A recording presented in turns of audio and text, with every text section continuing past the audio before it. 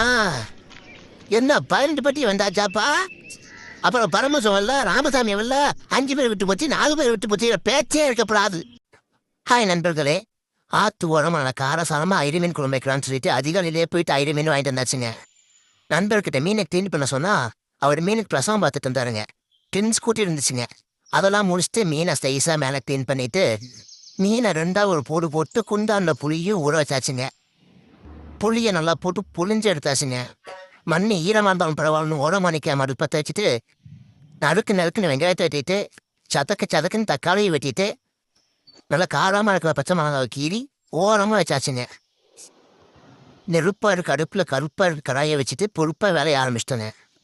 கடலை எண்ணெய் எடுத்து அந்த மனைச்சாரல் மாதிரி நல்லா பரப்பரன்னு சொல்லி நிறைய ஊற்றிட்டு அதுக்கு மேலே வெங்காயத்தை எடுத்து பரப்பரன்னு தூவி ஊட்டாச்சுங்க. வெட்டி வச்சு வெங்காயத்தை சட்டியில் போட்டு வெங்காயத்துக்கே வலிக்காத மாதிரி அந்த பக்கம் ஒரு பரப்பு இந்த பக்கம் ஒரு பரப்பி வச்சாச்சுங்க. நல்லா கீறி வச்சு ஒரு 3 பச்சை மிளகாவையும் போட்டு அதுக்கு மேலே கொஞ்சம் கருவேப்பிலை எடுத்து மலைச்சாரல் மாதிரி சும்மா பரபரன்னு தூவி விட்டுட்டு அப்புறம் உட்காந்து கிளற ஆரம்பித்தோங்க. நல்லா புண்ணியம் ஆகுற வரைக்கும் வதக்கலான்னு சொல்லிட்டு வேடிக்கை பார்த்துட்டே வதக்கிட்டு இருக்கோங்க. நல்லா தஜான்னு இருக்கிற சட்டியில் தக்காளியை போட்டு தக்காளி நல்லா வேகிற வரைக்கும் நல்லா வதக்க ஆரம்பிச்சாச்சுங்க.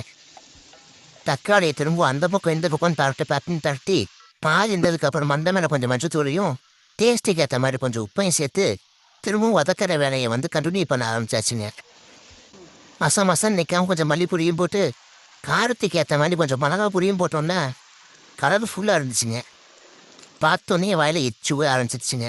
இருந்தாலும் பரவாயில்லன்னு தொடச்சி வீசிட்டு வதக்கிற வேலையை கண்டினியூ பண்ண ஆரம்பிச்சாச்சுங்க. கதைன்னு அடுப்பு ஒரு பக்கம் எரிய தகன்னு குழம்பு ஒரு பக்கம் வேக நாங்கள் ஒரு ஓரமாக நின்று வேடிக்கை பார்த்துட்டு இருந்தோங்க. தூரமாக இருந்த ஊற வச்ச பொடி எடுத்து சாரல் மாதிரி ஊற்றி நல்லா கிளறி விட்டாச்சுங்க. பார்க்கும்போதே அவனா கலர்ஃபுல்லாக சூப்பராக இருந்துச்சுங்க. எடுத்து அப்படியே வாயில் ஊற்றிட்டான்னு தோணுச்சு. அப்படியே வாயில் ஊற்றினா வாய் போயிடுமேன்னு ஒரே ஒரு காரணத்துக்காக எதுவும் பண்ணாமல் அப்படியே வேகட்டும்னு சொல்லி விட்டாச்சுங்க.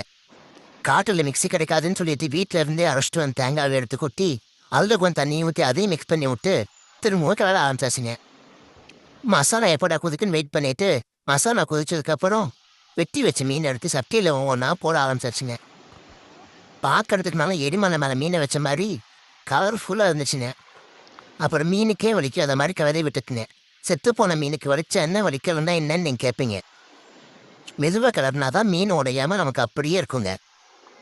கடைசியாக குதிரை வச்ச கொத்தவனத்தில் எடுத்து பரபரன்னு மேலே தூவி கீழே இறக்கி விட்டோன்னு வச்சுக்கிட்டேன். சுவையான மீன் குழம்பு ரெடிங்க.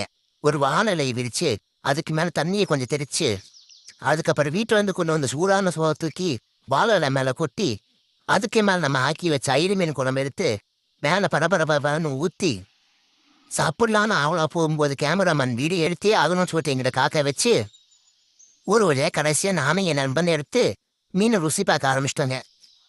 உண்மையாலுமே வேறு லெவலில் இருந்துச்சுங்க. நீங்கள் ட்ரை பண்ணி பார்த்துட்டு சொல்லுங்கள். நன்றி.